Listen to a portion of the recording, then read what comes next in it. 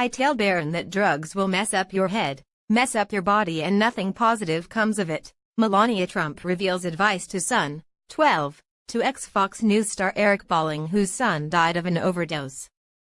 First Lady Melania Trump revealed on Tuesday what she tells the Trumps' 12-year-old son Barron about the dangers of drugs. I teach him. I try to explain how drugs are dangerous and how they will mess up your head, mess up your body, and nothing positive comes of it, she said at a town hall meeting in Las Vegas on the opioid crisis. Host Eric Bolling, a former Fox News star who lost his son to an opioid overdose, asked her at what age parents should warn their kids about the dangers of drugs. I think 8. Nowadays the children are so smart and the life is so fast and they have access to everything, she said. We need to teach them at very early age how bad drugs are. Bolling's son Eric Jr. was a University of Colorado student who died in 2017, aged just 19, of a drug overdose. He had fentanyl and cocaine, which his father has said came from a street Xanax which he had bought. His overdose was unintended, police said. Overdose deaths from opioids have quadrupled in the last 2 decades, and combating the issue is one of the pillars of the First Lady's signature Be Best campaign. She also repeated President Donald Trump's argument that drugs are coming in from the southern border, which he has used to argue for his border wall, although she did not. We need to make sure that no drugs are coming to our country. They are coming south through our border. They are also coming through China. They are very dangerous, she said. We need to stop that. The First Lady then challenged the media to give the opioid crisis the same amount of coverage that you do to idle gossip or trivial stories at her town hall meeting on Tuesday. I'd also like to take a moment to challenge the media to cover this very real issue as often as possible, she said at the International Theater at the Westgate Las Vegas Resort and Casino. In 2017, we lost at least 72,000 Americans to overdoses. That's 197 lost American lives per day, more than 8 lost lives per hour. I challenge the press to devote as much time to the lives lost, and the potential lives that could be saved, by dedicating the same amount of coverage that you do to idle gossip or trivial stories, she said. Melania Trump has often expressed frustration with the media's coverage of her clothing, a common complaint among first ladies.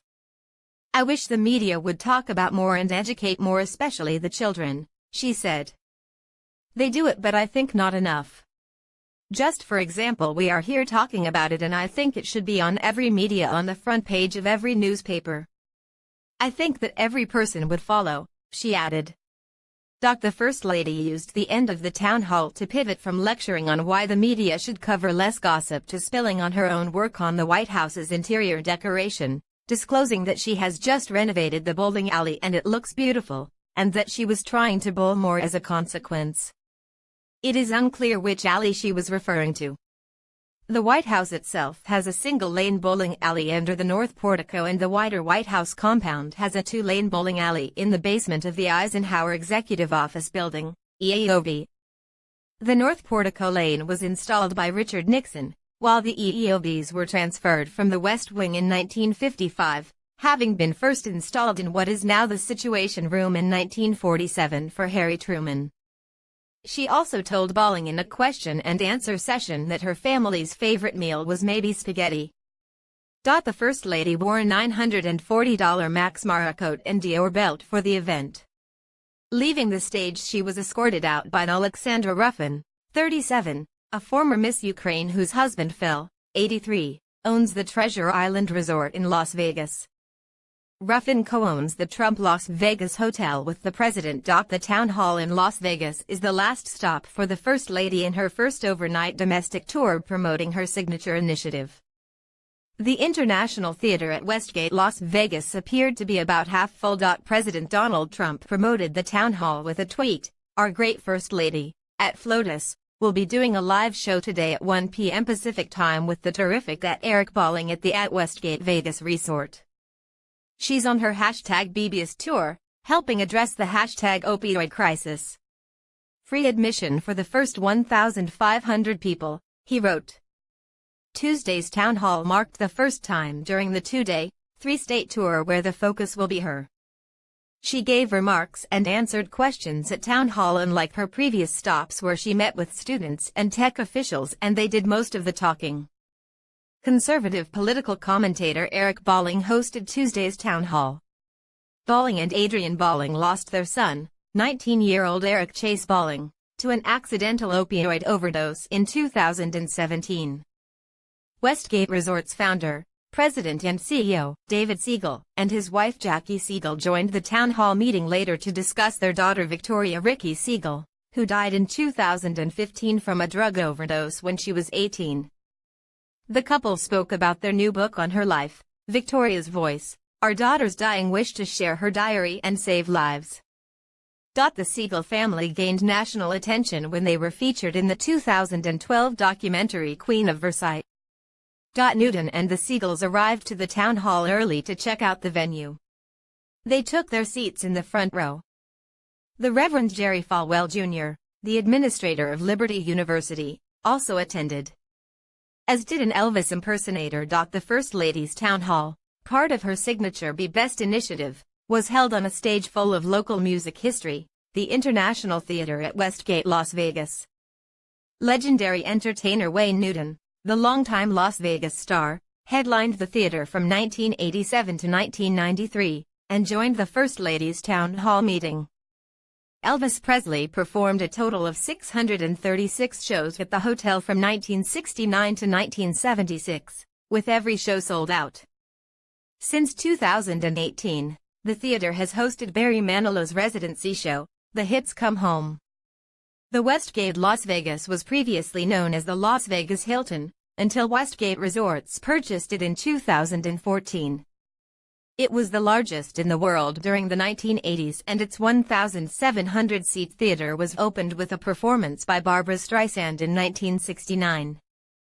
The town hall meeting was the last event of Melania Trump's two-day, three-state tour promoting her signature Be Best campaign and its three pillars: the well-being of children, online safety, and opioid abuse.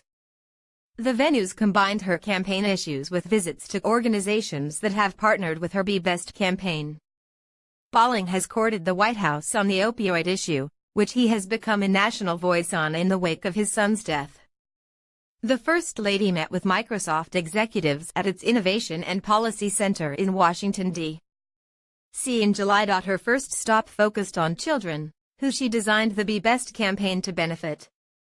At the Dove School of Discovery in Tulsa, Oklahoma, on Monday, the First Lady reminded children of the importance of being kind and doing their homework.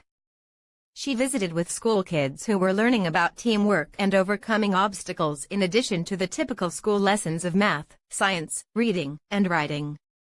"It's a very important teamwork," she said during a classroom visit. "It's very important to get along in groups. We always need to be kind and show love, correct?" she said. A group of second graders. And when one young girl noted she was not a fan of homework, the First Lady told her, "You wished you didn't have homework." "Well, everyone wished that, but it's important."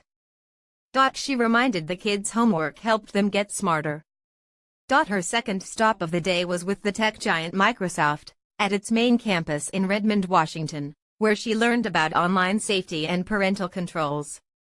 Dave McCarthy, the general manager of Microsoft Games, showed the First Lady the control options available for parents for their children's Xbox. He mentioned that his daughter's Xbox name has the name The Princess in it, and she'd love that. He told the First Lady that the whole world knows. Melania Trump laughed when he gave the online moniker. She also learned about a device that allows those with disabilities to use computers and play games easier.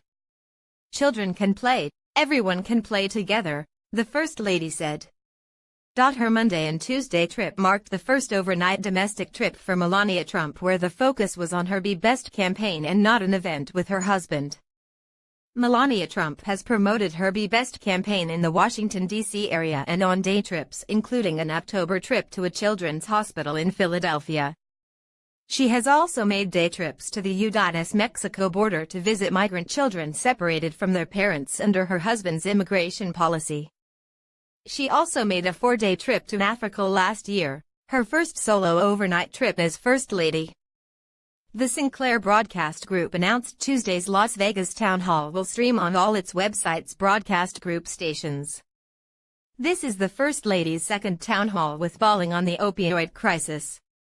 Her first was at Liberty University in Virginia on Nov. 28, 2018. At that event, she defended her controversial red Christmas trees at the White House as fantastic and says son Barron is not on social media yet. Melania Trump was asked by Balling about what she talks about with her 12-year-old son Barron when it comes to drug addiction. "I'd always tell him drugs can be very dangerous and mess up your mind and body," she said. "And to love yourself more than you love drugs." She also said her son, who was spotted carrying his mobile phone onto Air Force One when he left Mar-a-Lago with his parents at the end of his Thanksgiving break, has no social media accounts. "He doesn't have a social media yet. He's not interested in it. He's all into sports. He's a great athlete," she said. "I teach him to be responsible and treat all people with respect and kindness," she added. "That is very important to me." Melania also said she knew she would be criticized when she made anti-bullying one of her initiatives, with some critics pointing out one of the biggest offenders is her husband. President Trump often uses his Twitter account to attack his political enemies. "I knew that I would be criticized, but I would do what is right for the next generation," the First Lady said. "Sometimes you need to fight back. I'm sorry," she added.